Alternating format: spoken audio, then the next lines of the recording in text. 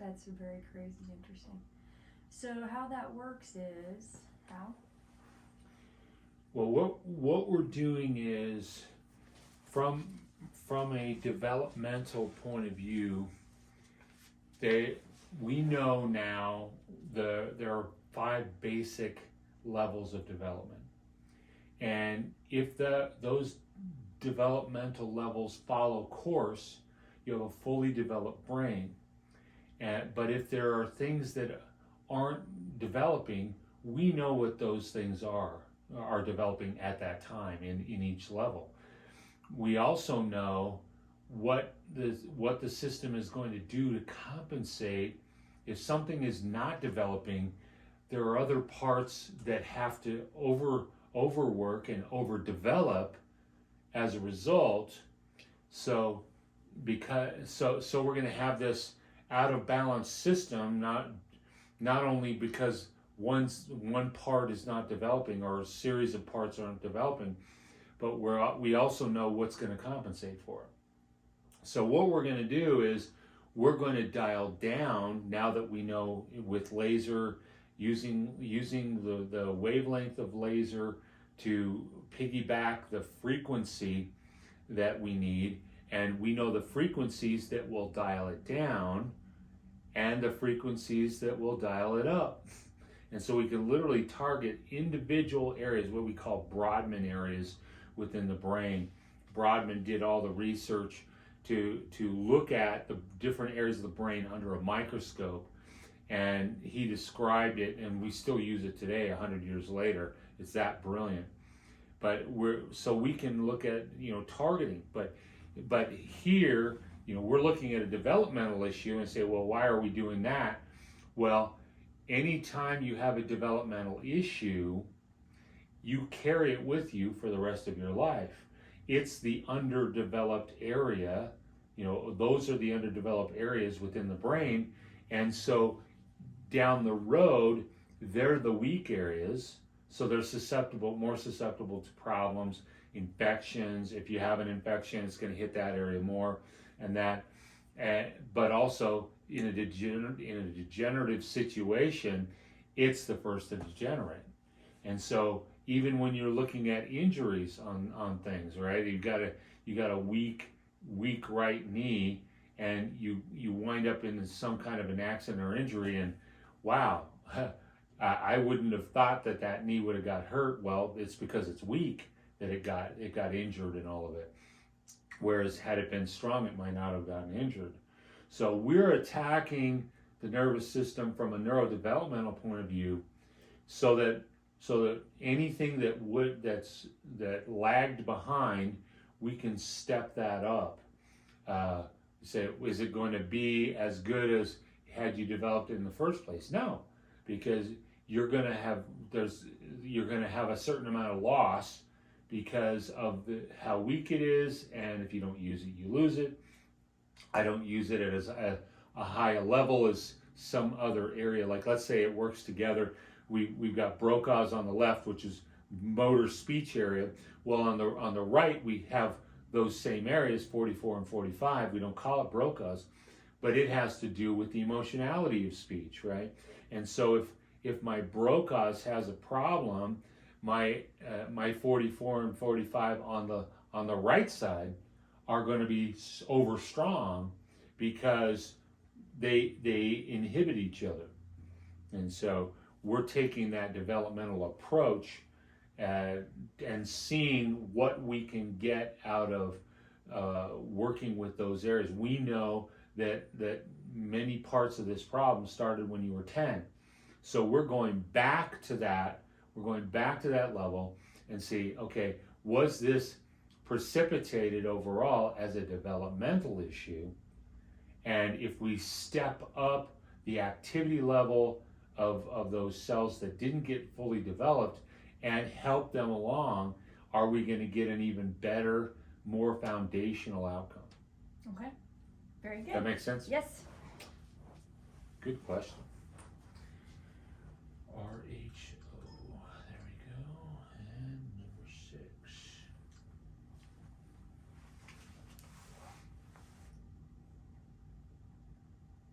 How how does this beef things up? Does it more electricity? Does it build the sheath?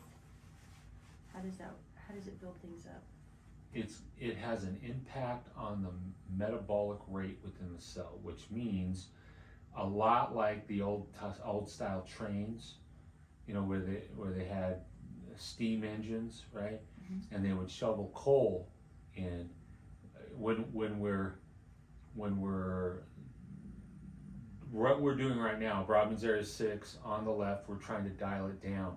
So we're basically not throwing coal in. In fact, we're stepping down the activity level, you know, within this part of the brain. Now, when we go to the other side and start working on the other side, those Brodmann areas, we're working to shovel coal, okay. right, to get it to increase its activity level. It's going to cause the mitochondria within the cells to work at a higher rate, which is really cool because in a short term, it's going to cause that cell to operate like a healthier, stronger cell. Okay. And the reason I love to do this before my therapies is I'm stepping up for the therapies so that it can operate at a higher level. And if it can operate at a higher level, the cell is learning, oh, you wanted me to do it at this level? Okay. And so it's easier to step it up, you know, and after you've already got it working there. Because the cell learns, well, I can do it, see? And those mitochondria are the powerhouses of the cell. You're supposed to have 1,000 in each of those nerve cells, which means they're really tiny. But the having those mitochondria, you know, functioning, imagine if you've lost some, let's say you're down to 500, mm-hmm. right? That cell is very weak, very fatigable. It can fire, but it fatigues right away. And so we're working to get those mitochondria those cells to have more mitochondria, to have the amount they should have in order to do the job that they're asked to do, but also more efficient mitochondria, because there are different areas within the DNA that have different versions of it and allow us to tap into it, right? You activate, the cell goes, I need more, right? Mm-hmm. I've got 1,000 mitochondria, but you're asking me to do a lot more, so I'm going to have more efficient mitochondria where I can get more bang for my buck here. And so that's what this is doing. The wavelength of laser allows me to push this deep into your brain. And this is the side that I have most of my seizures on. Yes. And that means it's operating at too high a level. We got to dial it back. And then the rampant fatigue that I get where I can't even, like I have to lay down to even finish showering. Yeah. Is that in this part of the brain also? That is, when it operates that high, it sucks the life out of you. Okay. That makes sense? Yeah, it does. It's like running a marathon. It's mm-hmm. like when we were on Zoom yesterday, right? It happens so fast, and yet, bam, you were instantly fatigued. Yeah. Yeah.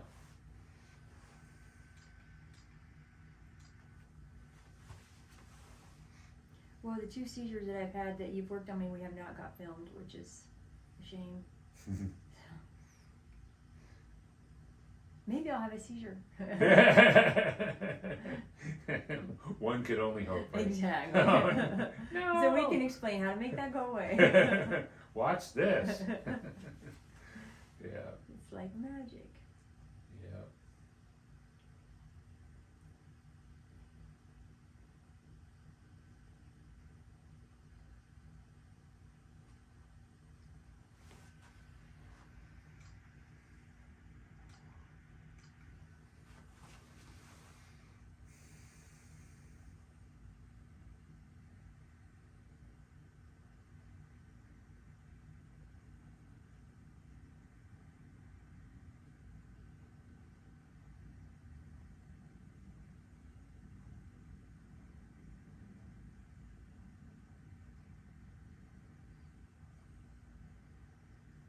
I can really feel it pushing down on those nerves that were causing all my pain yesterday. Yep.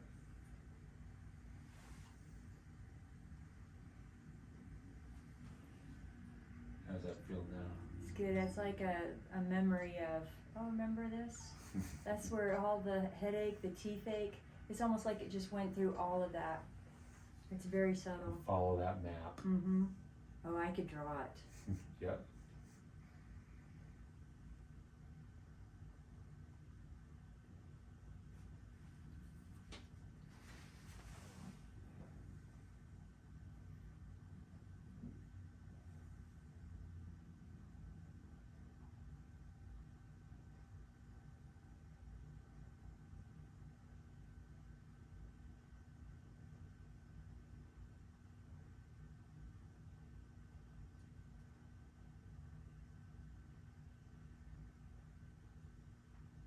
Like a very, very faint 10 unit inside my head. Yep. But thank God it's not permanent. I tried the implant stimulator. That was not for me. Yeah.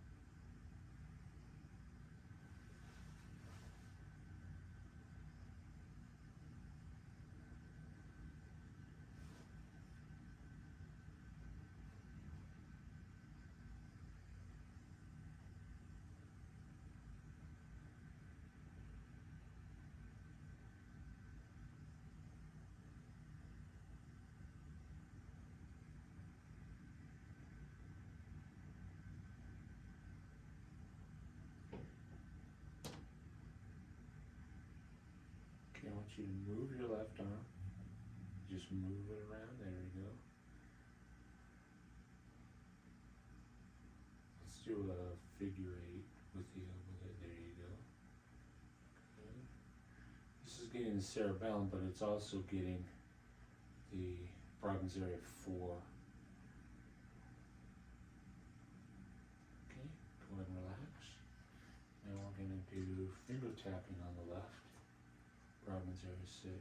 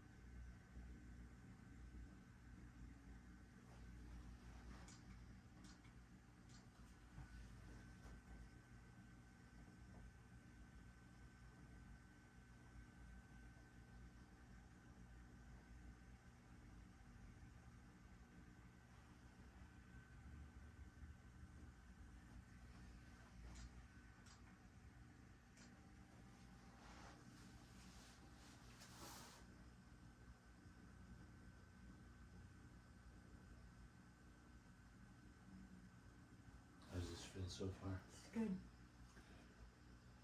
I keep expecting to see the light come out the other side. No, that's only our guys.